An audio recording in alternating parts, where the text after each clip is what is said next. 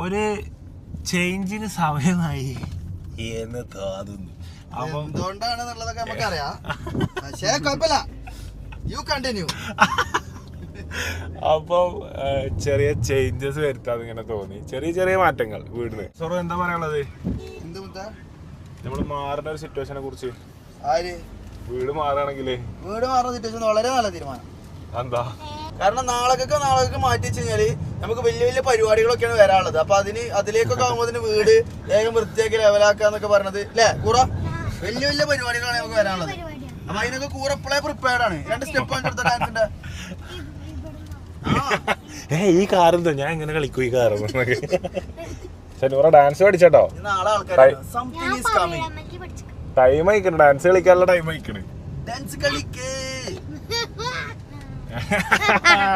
ഞാനിപ്പോ ഈ പെരപ്പണി ചെയ്യണത് ആ പ്രോഗ്രാം ഫംഗ്ഷൻ നമുക്ക് പറയണ്ട. പക്ഷേ എന്താണ് ഫംഗ്ഷൻ? അതിപ്പോ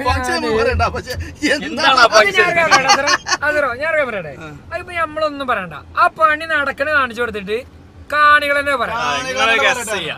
അതായത് അടുക്കള പണി എടുക്കണ്ട്. മെയിൻ ആയിട്ട് അടുക്കള നീളം. ബെഡ്റൂം ഓൾറെഡി പണി കഴിഞ്ഞത്, പിന്നെ പണി എന്തിന്റെ ബെഡ്റൂം പണി എടുക്കണില്ല.